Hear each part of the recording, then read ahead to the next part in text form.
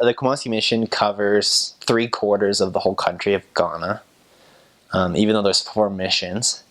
It's like when the new mission when the new mission will get his call packet, sort of it shows the boundary of your mission, and they'll see that like the whole 3/4 northern half of the country is in the Kumasi mission, which looks really daunting, but most of it, missionaries aren't even there yet because the church hasn't gotten there yet and the church hasn't really developed. Even while I was there, the church grew a lot farther north. Kumasi was the farthest north the church has been, and now it's got even 6 hours farther north in another town called Tamale. There's 10 regions in Ghana, and the Kumasi mission covers 6 of those 10 regions. I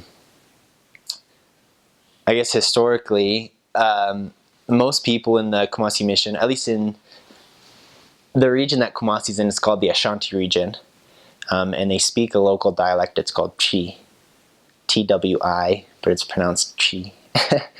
And for most missionaries in the Kumasi mission, they'll have a lot of exposure to Twi. That's probably the language I speak the best of all the ones I heard, even though I don't speak it fluently because it's English speaking.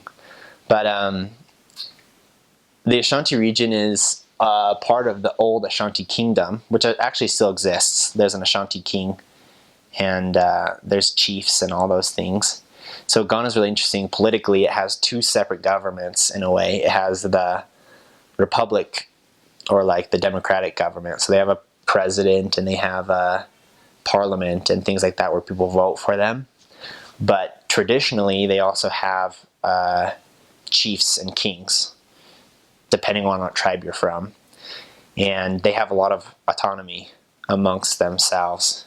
So like if you want to buy land, for example, to build a house, you would get your land from the king. You wouldn't get it from the Ghanaian government, even though there's a lot of dispute over that. So that's really an interesting part about Ghana, understanding the different political spheres sort of overlapping each other there.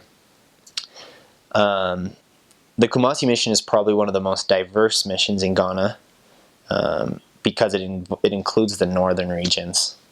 In the north, it's different than in Kumasi, because Kumasi, everyone speaks the same language. They speak Twi, and then half of them speak English. But when you get into the north, about every village speaks a new language. And so you get tons and tons of languages up in the north, and there's missionaries up there now. But because of that, because of the different languages that they have, they all learn English up in the north, because that's the only way they can communicate with each other, is they had to learn sort of a common language. And ever since when Ghana adopted English as their national language, all the northern regions learned English so that they could communicate with each other and trade with each other. Whereas in the Ashanti kingdom, they're a lot more stubborn, and everyone already spoke Twi. So it was easy for them to keep speaking Twi as opposed to adopting English, which is really hard because it affects missionary work in the sense that the West Africa Area Presidency came out and told us that we weren't allowed to teach anybody that didn't speak English, because there's various reasons, but mainly because the church didn't have any materials printed in Twi.